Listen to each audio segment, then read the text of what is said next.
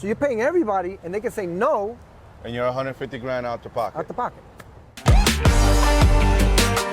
Okay guys, so here we are. I'm in Brooklyn, New York with H.L, Humberto Lopes, one of the biggest developers here in Brooklyn. And we're about to walk through one of his sites. He practically owns his whole block, and we're gonna go through the whole thing. Humberto, anything you wanna share about this before we get started? No, we're gonna go start with the first one. I'm gonna educate you guys to know what the building is, what the zoning is, and what is the occupancy. That's the biggest thing, guys. The occupancy as a rental of who you can put in there. So it's really interesting here in New York, very different from other places around the country. On this side of the street, you can only put commercial, right? So commercial businesses. And on that side of the streets, you could put apartments. So you can't put any apartments on this side of the streets, but you can on that side. So really interesting stuff. I'm ready and excited to learn from you, brother. All right, guys, we're basically here on 4th Avenue, 25th Street. This is the first corner property that we're doing. We're making this an office for the construction company, the real estate company, and the management company. So you're gonna run all of your businesses from here? Yep, everything will be located inside here. All of your business, okay. What is the cost, your ultimate cost that you're projecting to have this project completed? It'll probably be under $1 million. Under $1 million to have the project completed? Yeah, this project. This project, This okay. section of it. This section, This is phases. So this section, which is this building and part of the other building, it's probably gonna come in, I would say close to the 800 to the 900 mark. 900,000. We're trying to keep it, yeah, we're trying to keep it underneath the $1 million, right? Okay. So this is this project. When you're taking on a project like this, who's the first person I have to hire? The architect. The architect. So and the zoning. Okay, explain that. Unpack that. So zoning is, let's say, this place right here, whatever's your idea of what you want to do, you got to make sure you're going to wind up getting a C of O, an occupancy to say, yes, you're legal to stay here. Okay. So that when you hire the architect already knows what's your intention of what you're going to build there. And what I can and cannot do. Yes. So remember, in New York City, the biggest thing that we have is parking. Okay. So if you do an office and you're going to have close to 100 employees, where do they park? So it's called offset, and offsite parking. Okay. So we have the street and we also have 3rd Avenue. So that gave us the difference on the parking. Okay. Remember, you can't have a place, it's like having a big restaurant, you know what I mean? The zoning allows you to have it, but then you have the offset where you have to have handicap bathroom, accessible, you know, and then you also have parking. The terminology is so important that whatever you are, a small developer, renovations, even small stuff, you need to know about construction. I always recommend to get a book. Learn your basic construction. It's very important. You know what I mean? Tell people you don't understand me. I'm not telling you to go take the test. Get the book. Why? It's going to give you New York City laws, and this is a shithole. No other ways of saying it. You got so many laws here, it's unbelievable. So if I tell you, get the real estate salesman's book from New York State, not city, state, that book is so important that it educates you so much. Because if you can make it here, make it anywhere. If you're gonna play a game, you better learn the rules, right? Yeah. And this is what H.L is saying is, go and learn the rules so that you can win effectively at the game, right?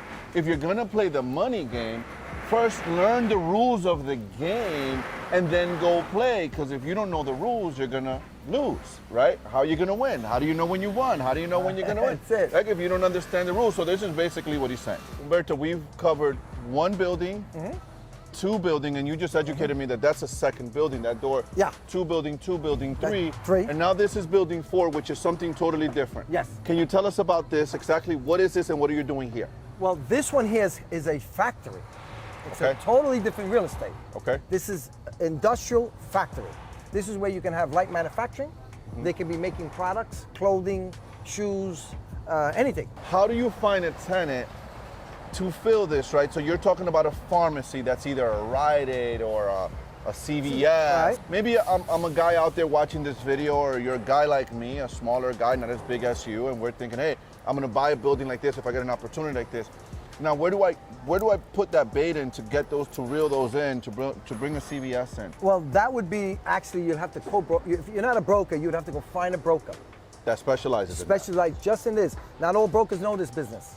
Because of my experience, I already know what to do. But again, not everybody knows this. So tell us, what do you do? What I do is, first thing is when we're purchasing the property, remember? Let's go backwards for a minute. We look at this area when we purchase this, and we see, okay, what can we put here? You have to do an analysis of the neighborhood and the area and the zoning and areas that what do they have and what they don't have. You have to start thinking way ahead because you don't want to hit a block in the road to say, okay, now you're empty for a year. Because you didn't do the analysis to see, okay, this area is what? They're developing this area. So this can also be, a lot of big things here in New York City is an adult daycare. Okay. You see, you gotta look at the area. This is when you got a lot of experience. If you don't, you gotta go find a broker in the area that just does this type of business, this type of real estate. Because that is the guy that's gonna say, okay, you're gonna pay me a commission, but I'm gonna find you a tenant for 20 years. When you're dealing with a commercial space in a triple net lease, right? You just said that they're gonna spend, you're negotiating, they're gonna spend the money on fixing it. Sure. Can you please elaborate on what that means, right? When you're renting to a doctor's office or you're renting to an office or you're renting to a retail store? Here, basically when you're doing that, there's a negotiation when you're doing the lease. And I'm just gonna use that as an example. That lease that we're doing is a 10-year plus 5. So that means he's gonna be for 10 years, then he has an option for 5 more. Okay, that's the lease. But then in between that, there's a clause in there that he's going to be doing construction, right? And right that construction is to design it the way he wants it. I'm not involved with it. As whoever with the client, whatever he wants to do in it. Remember, he's got his own codes. Mm-hmm. You know, he has to have his own offices. You know, therapy rooms. You know, where he's going to be doing any type of small surgery. He's got to know what his size, and the architect he has to hire another architect separately to design that place for him. That it's got to work for his patients, right? Ramps, handicap, whatever it is. Door sizes, all kind of all stuff. that stuff that has to go to that. Again, you give him a concession of he's got to have probably 3 to 4 months free rent. We have 3 more buildings. You have 3 more buildings that you purchased here. Yeah. What's the vision? What's the ultimate vision with all of this? So I already know what you're going to do here. These are multi-families? No, this is a 2-family and a retail office. So it's mixed use. Space. So mixed use commercial. Yeah. This is your basic 2-family home in New York City.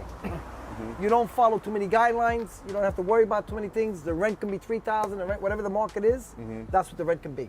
So you're not governed with nothing. The retail store, you'll probably get about $5,000 a month. The apartments, you'll probably get close to $2,800. So you can basically generate about $11,000 to $12,000 a month out of this house. From this? Just this one. I like small ones sometimes. You make more money. What did you pay for this one? What is this? What is market for this in Brooklyn, New York, after repair value? See, the whole thing, we bought this as a big package. You bought it all together? All 7 buildings were bought at one package. But separating this probably was about $1.8 million, something like that, at the low end, because it's a total gut rehab. It was empty.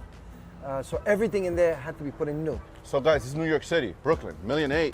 I know for some of us around the country, $1.8 million for something like this, we're like, like a neighborhood. Holy smokes, right? But New York City, this is like, he's like, $1.8 million, right? It's like, lower, no big deal, right? Yeah, it's a good deal. It's a good deal for him, right? Yeah. For us in Pennsylvania, some parts of the country, you might be thinking $1.8 million for that. Shit, it's a lot of money. Yeah. But we're in New York. We're in New York, so you got probably $1.8 million to purchase. And this one will probably be, I'm trying to put a budget around probably $375,000. Rehab costs. The rehab costs. Where it shows the permit. These are all the permits. Most of these jobs have anywhere from 7 to 18 permits. It depends what you're doing. Okay. They'll show design because even when the inspector comes, he doesn't want, he might not even go inside. He'll get his computer, but he wants us to look at what he's looking at, right? So this is existing, right? And this is what it's supposed to be. So he'll look at it right from here.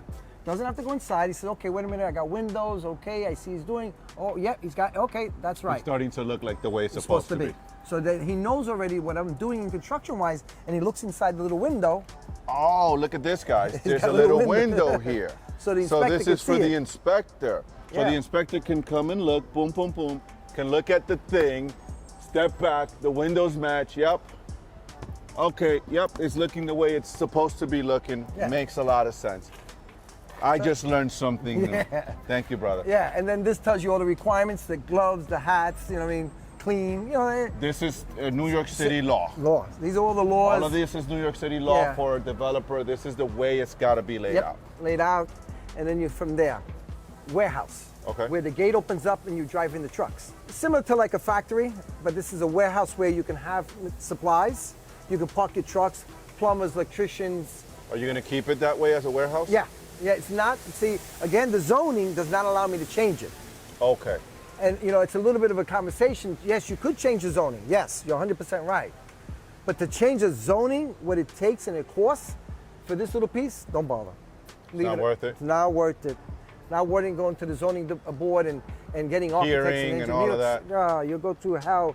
It'll wind up cost you maybe $150,000 Just to get it rezoned. rezone. And that's on the low end. And that's here in New York, guys, by the way. Yes. And in some cities, and we've done this before, in some cities in Pennsylvania, it's not that much, but it's still a little bit of a process. In New York, it's going to... New York City, you got to hire an attorney. Oh my gosh, we can go, in Pennsylvania, we literally just get the drawings from the architect and we find out, we call the zoning, the hearing, let them know to put us in the thing and what we're on the agenda. We go and we present it with the architect and they approve it and they vote on it right then and there or not. Not here. You got to have a lawyer, you have to do surveys, you have to do zoning analysis. It's just... Holy crap. And you're going to pay that attorney.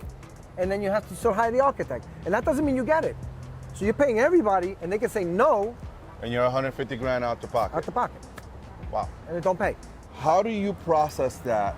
So if one down here is bad, you know, not the best of neighborhoods, one down here, especially New York City, we could be on this block, that block is totally different. Don't even go there.